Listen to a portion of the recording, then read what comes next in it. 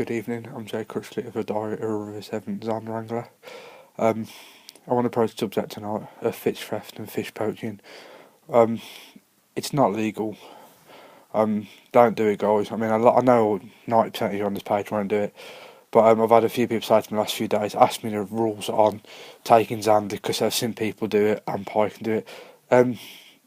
The law is, I don't really know exactly, but I know from what I've spoken to people today, British Waterways, that on their canals there is no law to kill Zander and there's no law to kill pike on the canals unless if a club own that lease stretch of water via lease or something. I think it's up to the if the club enforce it, you have to do it. So if you don't want to kill it, don't fish the water. On the Severn, I know there's no or no on the Severn. You have to kill it. Touch wood. A lad said to me the other day on my page, he got told by the bailiff on the day ticket stretch he had to kill it. Now, I know which stretch you're on about, mate. Done a few phone calls. He shouldn't have said that, so I'll have to follow it up for you, mate. But he shouldn't have said that from what I've been told by people. But I will check with one of the local anglers and one of the local shops later today. Not today, but obviously tomorrow now, sorry. But it's happening all over the country. A lot of people said to me, is it happening on the Severn a lot? Yes, it is. People don't broadcast it, but it is. I've rang the police myself, and they just say it's unfortunate, there's nothing we can do. But I just wish they could. I mean, I ring the EA, and they're great. They ring me back within the hour, or somebody comes see me the next day, they come and see me about it, and they get patrols out, but they can't do anything right away, because obviously, if there's no bailiffs free, they can't get to you right away. So obviously, I fish late into darkness. I mean, I'm fishing a new venue next week, and I've seen that you don't have to kill Zander, which I'm over the moon about, so I will fish it. I mean, a lot of you are aware, I don't know, a few weeks back in the angling press, an £18 Zander was killed because the owner wanted it killed. Now, if that was me, I wouldn't have fished that if he'd have said it, and I'm pretty sure 90% of you wouldn't. Because whether we all like it as a whole, Zander are here to stay, which is, I'm overjoyed. They are here to stay because they're beautiful fish, they fight well, they're cracking sport, and they're just magnificent creatures. They offer something different to the specimen, and okay, I've never caught a barbel, so I don't know what they fight like, but there's something different about the Zander. There's some mysterious about them. I mean, you got a challenge of finding them, catching them, working out what they want. I mean, because they're not the heaviest of feeders. They'll just stab at a bait and go. I mean, that's the thing with Zander. That's what it's about. So please put them back. I mean, if you fish stretch and you have to kill them and you don't want it, just move along. I mean, I know matchmen do, knock them on the head and chuck them up the bank, but that's not all matchmen. That's just a small minority. Because I know a lot of matchmen personally, and they don't do that. They put them back. I know it happened on the Severn, the Trent, the Thames, and a few other rivers that I'm not going to name. It's happening on, and there's no need for it. I mean, as an example, the other day I spoke to a mate of mine via Facebook. He'd fished a pit. I think it was a pit he's fishing on, and he had a cracking Zander. I think it was 10-9 or 10-10, he said, or I'm not too sure on that. And he found a long line down its throat and a trace in its gut with very crude tackle. Now you could tell that was intended for the table, but luckily he caught it and he sort of had the fish. He couldn't get it out, unfortunately, but he got what he could out. So, but that fish will possibly live if he managed to throw it in time, or the hook will just rust and drop out. Touch wood, it does. But fair play to him for trying his best to sort that one out. But the fish swam away back very strongly, I'm told. So fair play to that, mate. As I said, British Waterways have told me there's no lure on the canals.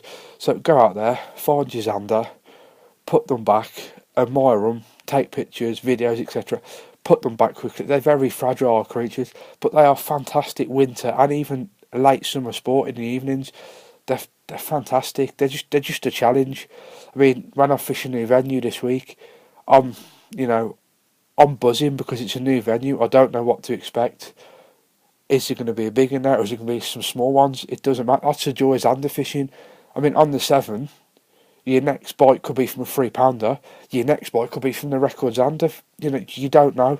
That's the wonderful world of Zander fishing. So please help it grow and put all Zander back and put bite back, because they're abused as well. But another thing I want to quickly raise is wire trace.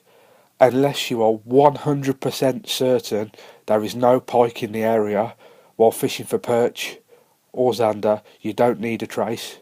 But if there is pike in there, use a trace, please. Even a £10 off. I mean, I use a £15 trace on the 7. I mean, I know anglers on the 7 that don't use wire trace. They use something else. I don't know what they use because I just stick to my wire trace.